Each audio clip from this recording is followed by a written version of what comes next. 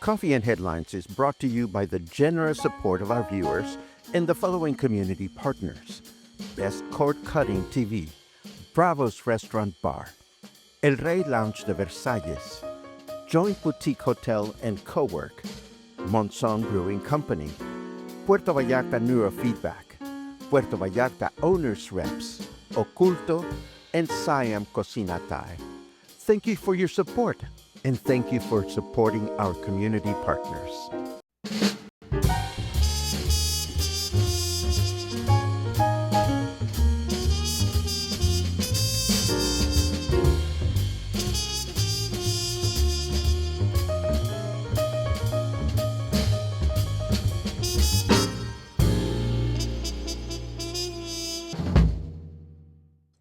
Good morning, everyone. Welcome back to Coffee and Headlines. Here we are again, sharing news and headlines from our city, state, and country. It is a pleasure to see you this morning. It is Saturday, March 8th, and I'm so happy to be here with you. And I'm so happy to welcome you all, whether you are in Puerto Vallarta or whether you're watching from elsewhere or whether you're watching later on in the day and not catching us live. It doesn't matter. It's just great to have you on board. As always, I have some bits of news to share with you, and I have a lovely interview that we recorded with Sandi McDonald on Wednesday from Teatro Sin Borders. We're going to find out everything about the play, Harvey, that they're going to be performing starting in less than a week, if I recall. So, this is a great time to find out why you may want to consider attending and why you may not want to miss this. So, let's just dive into the news, and we start with a dark screen. We can't have that. Hold on just a second. Boom, boom, boom. There you go. Well, the Federal Attorney for Environmental Protection, or Profepa, has carried out the closure of 3 real estate developments in Puerto Vallarta in an effort to safeguard the environmental integrity of our city. This operation began on February 25th as a direct response to citizen complaints about the proliferation of projects that operate without the proper federal environmental authorizations, or or projects that have exceeded the limits established in their permits. This intervention is, of course, part of the broader commitment to ensure compliance with the environmental regulations in sensitive areas. And I was thinking about this one. Indulge me 2 minutes of context. Well, not context, but if I may muse. If you watch RuPaul's Drag Race, yes, if you watch RuPaul's Drag Race, the similarities between the contestants on this television show and local real estate developments is amazing. And I will explain that. No, it's not like real estate developers in town like to dress up, but RuPaul's Drag Race has been expecting for over 12, 14 seasons that the queens that compete at some point will have to compete in sewing challenges or dancing challenges or singing challenges.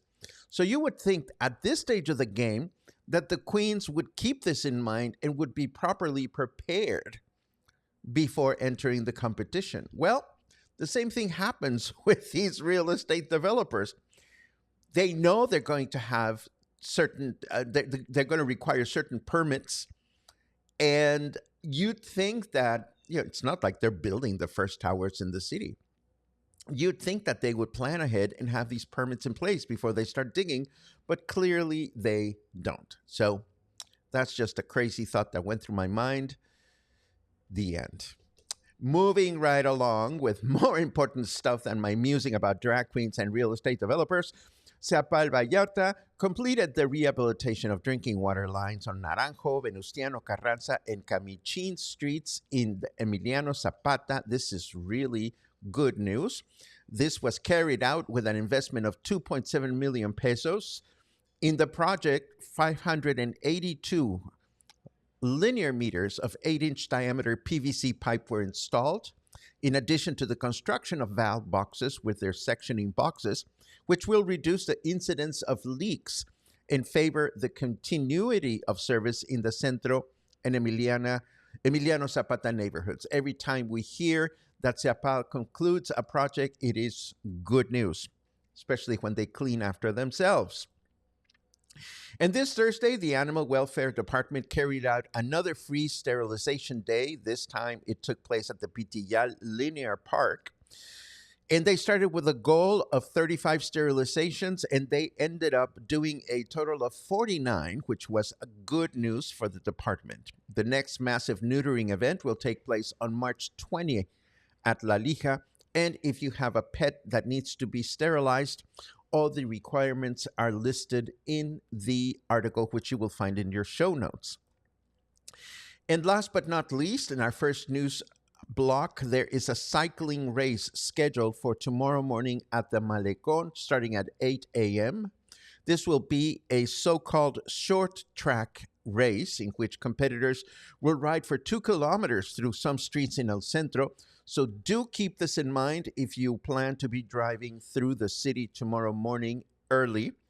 There may be some street closures to deal with. And this is what we have for news. Let me switch over to the weather forecast. Where is the weather forecast? Da, da, da, da, da, da, da, da. Sometime before Christmas. Here we go. Today is a perfect day to push some flat earthers off the side of the disc. Oh, that is kind of funny. It's 24 degrees out there. Humidity is 61%. Our weather forecast indicates that today we're going to have clear skies throughout the day with a high of 27 and a low of 16. Tomorrow, Sunday, we'll have clear skies throughout the day once again with a high of 26 and a low of 15. And last but not least, we begin the work week with another day with clear skies, a high of 26 and a low of 14. And now let us see what else is planned here. Yes, just one last minute reminder that tomorrow there's going to be a pop-up art show at the pub station. This is in Colonia 5 de Diciembre. If you're looking to shop for beautiful handmade items, Hecho a Mano is having these regular gatherings, and we love to promote those because we love handmade things. This will be tomorrow at the pub station from 2 p.m. to 8 p.m. In Colonia 5 de Diciembre. And of course, I'm excited because all of a sudden we have some people that have signed up for interviews in the spotlight. As you know, we just had Sandi McDonald, and we're going to see this interview today. This coming Wednesday, Angela Kelleher and I are going to talk details about Hands-On Vallarta. And Diana Francis is going to join us to talk about her upcoming improv workshop and some kooky performance that she is planning along with our friend Gura Gabor. I don't know the details, but this should be a lot of fun. And then on the 19th, we'll have Sargento Dan talking about his show, The Mentiras Experience. And Jordan Carnegie is going to talk about Head Week. What a great time to get an update on what's going on with the show. And then I just heard from a gentleman named Greg Moser, who has just opened a brand new coffee shop in Emiliano Zapata called Trovasi. So it'll be interesting to see what all of this is about. And now, as I mentioned earlier, let us spend some time taking a look at the interview with Sandi McDonald to find out why we shouldn't miss the upcoming performance of Harvey. Yes, that's the name of the play. Check it out.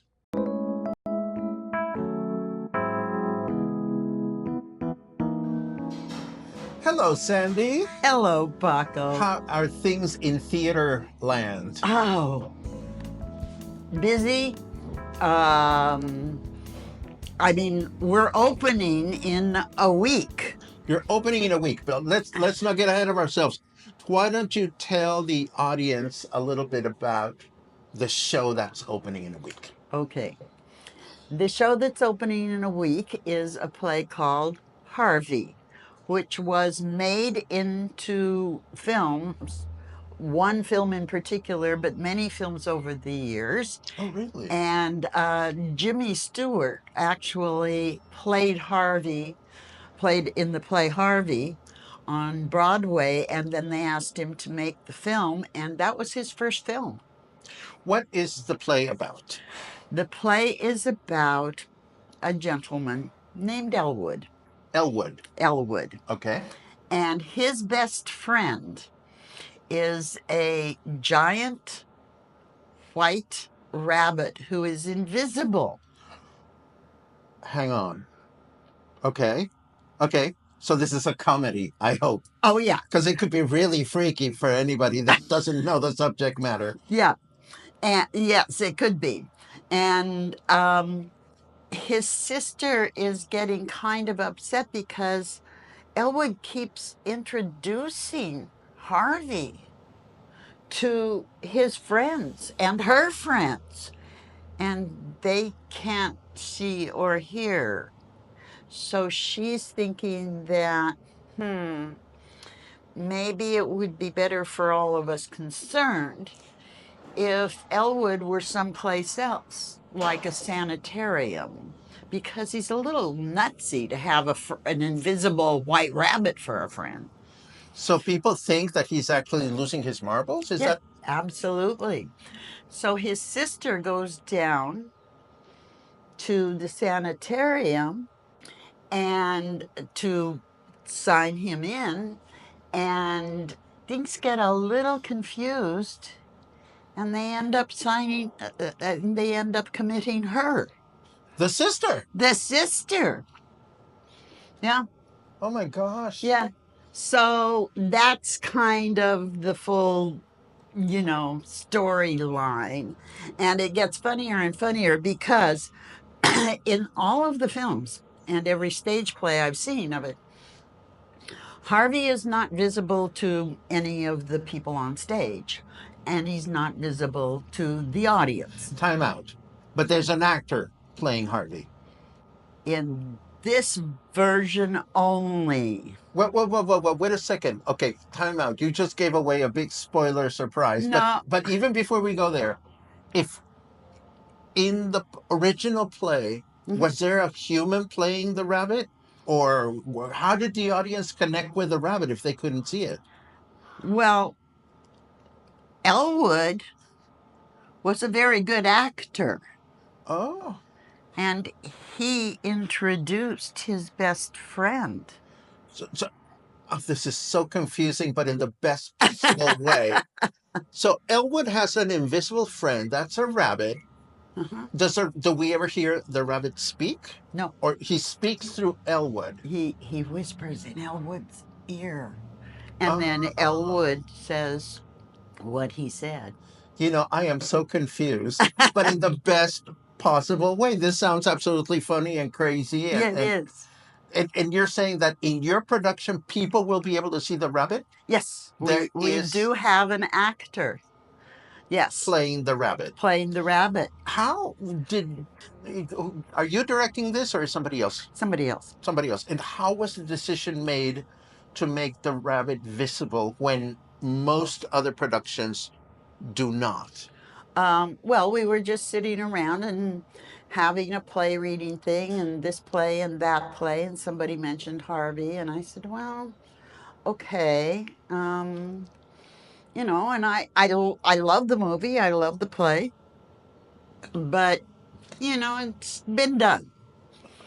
And then the suggestion came from the man who was going to direct the next play and said, we could put Harvey on stage. Harvey is the name of the rabbit.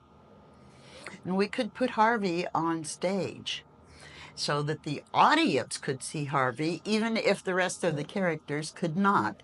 And we found this actor who has a lot of experience in mime, and he is adding so much to the play. So for people that are already if you're already familiar with this play, you're in for a totally new interpretation, right? Absolutely. How brilliant. Yeah. How brilliant. I think it's wonderful that you're taking creative licenses while honoring the original. How many people are on stage? We have Elwood. We have his sister. Yes, and we have his niece. His niece. And then we have, when his niece and his sister are giving a party, there's a woman named Mrs. Chauvenet who has been a friend of Elwood's for a long time. And Elwood introduces Harvey to her. And, you know, she goes a little, huh?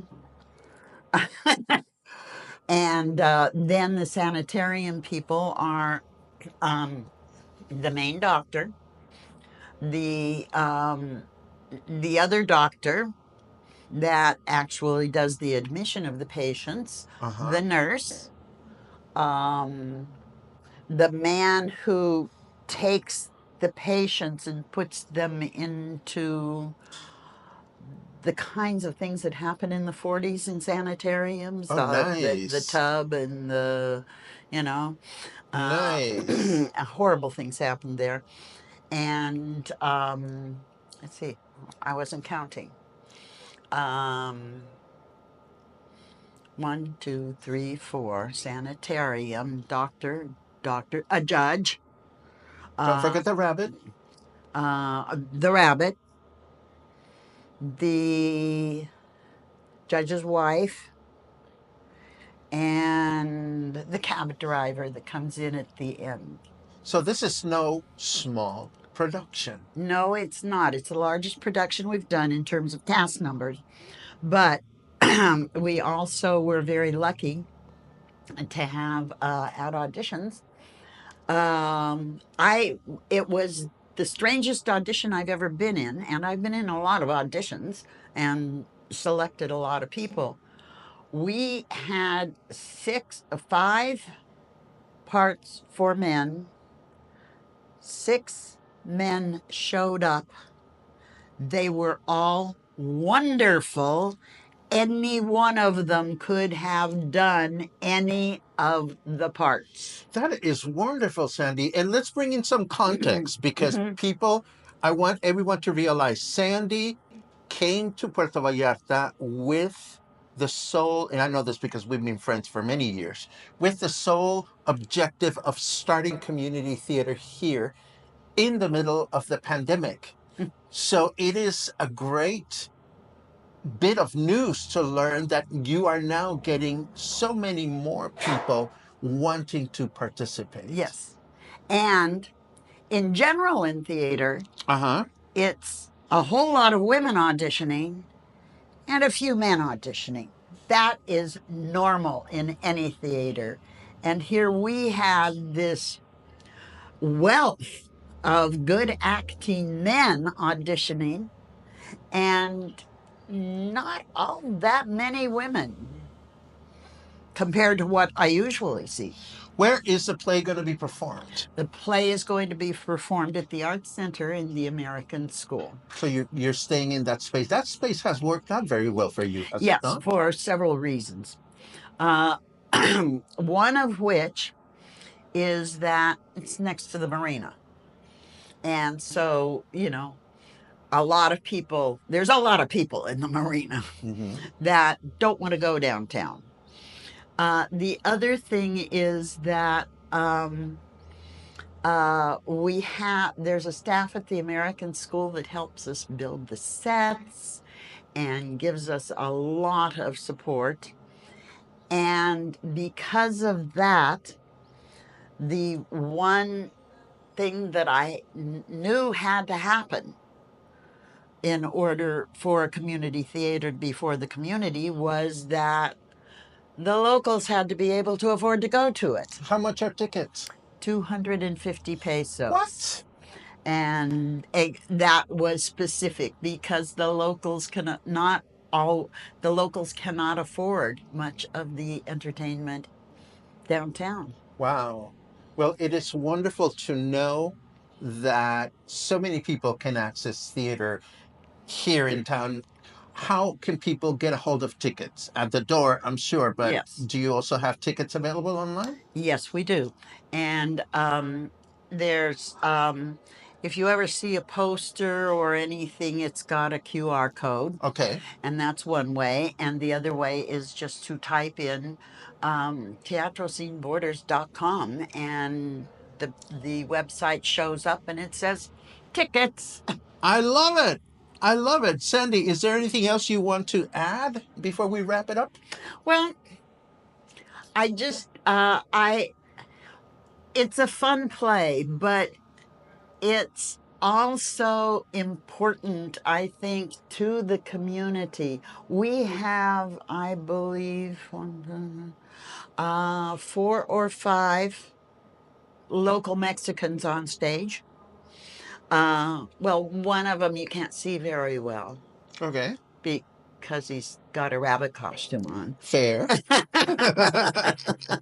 um, but we've got backstage, the crew, the cast, everybody is here and part of the multicultural community in Puerto Vallarta. And the theater is in English. I mean, the play is in English. The play is Let's in not English. forget about something really basic here. Yeah.